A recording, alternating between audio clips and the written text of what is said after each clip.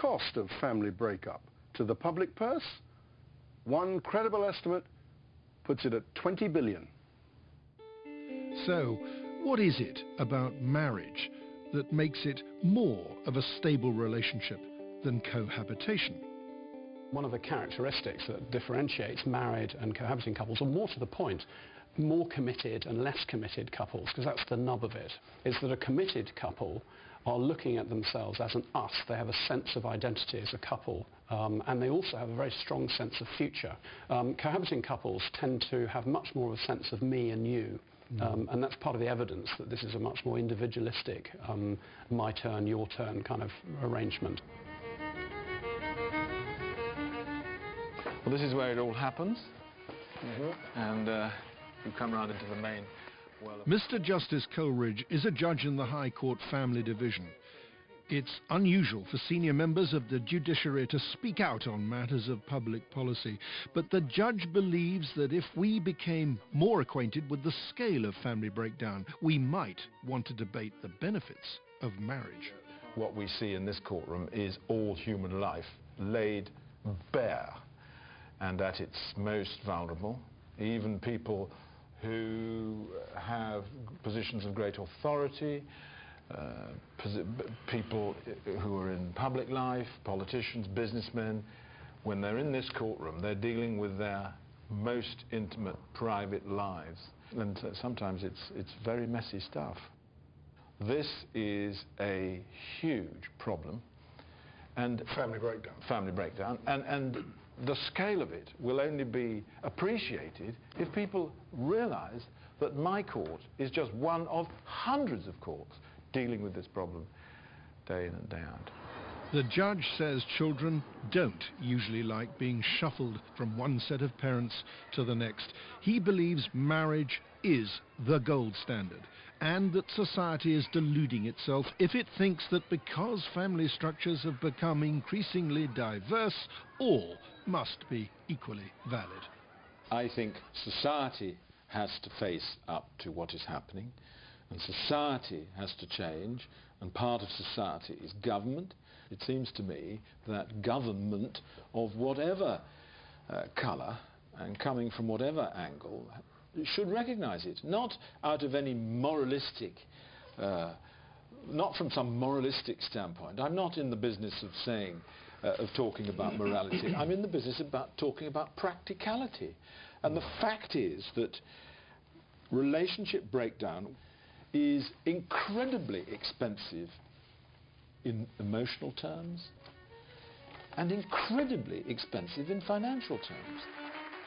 It was made clear to Mr. Justice Coleridge that ministers would be displeased if he agreed to this interview, but being a judge, he was free to ignore them.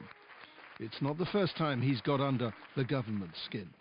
Many of those I would count as my friends within the wider judicial family are strongly supportive of my views and observations, albeit that they are perhaps rather more reticent about expressing them in public. In that respect, I no longer share their traditional restraint. A senior judge has been making a speech in which he said the family justice system in England and Wales has been mismanaged and neglected. Mr. Justice Coleridge warned of an epidemic of family failures. But ministers don't want to debate the merits of marriage, including a minister formerly responsible for social exclusion, even though the decline in marriage has led to an increase in socially excluded children. Because all the evidence shows, doesn't it, that children do better if they're with two parents who are married to each other. Well, yes, what the evidence shows is that children need stable family lives, and we all agree on that, and marriage is one of the bedrocks of our society. But Mr. Miliband couldn't bring himself to say that marriage was the most stable bedrock of them all. Look, I don't think I can make a judgment. I'm not going to say on this programme as a politician and come on and say one of those couples is a better couple than the other couple. I don't think it's right for politicians to come on and preach and make a judgment. The judge believes that's exactly what they need to do.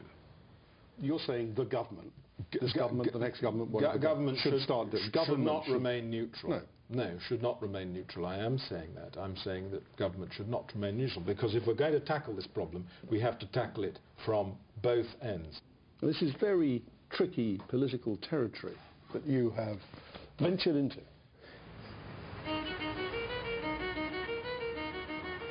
This fear of being regarded as judgmental about how we as individuals choose to live our lives has gone well beyond government. It now dominates much of academia and sections of the press.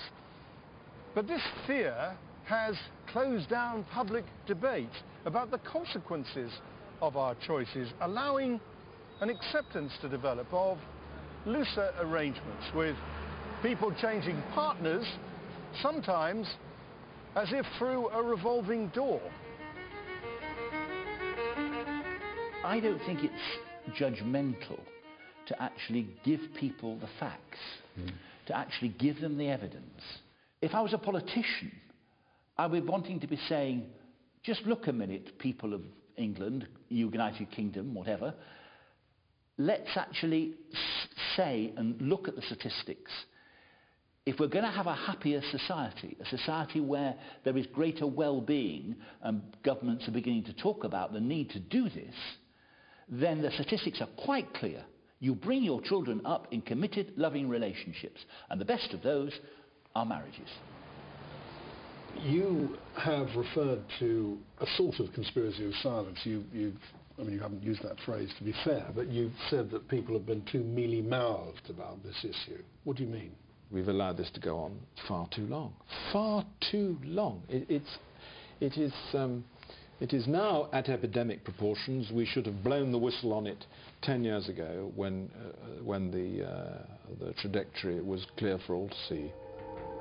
Maybe one of the reasons it wasn't is that such views have been derided by the chattering classes. I get so fed up with people sounding off like this.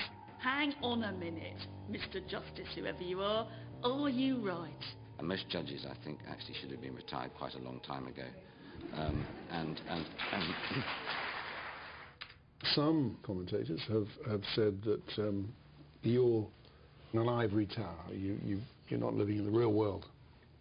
The people in the ivory tower are the people who don't experience what we experience. They're the people who have no clue as to the scale of the problem that we're dealing with. And if we don't speak, who else is going to speak? The politicians don't know. Most of them have never been near a family court in their life.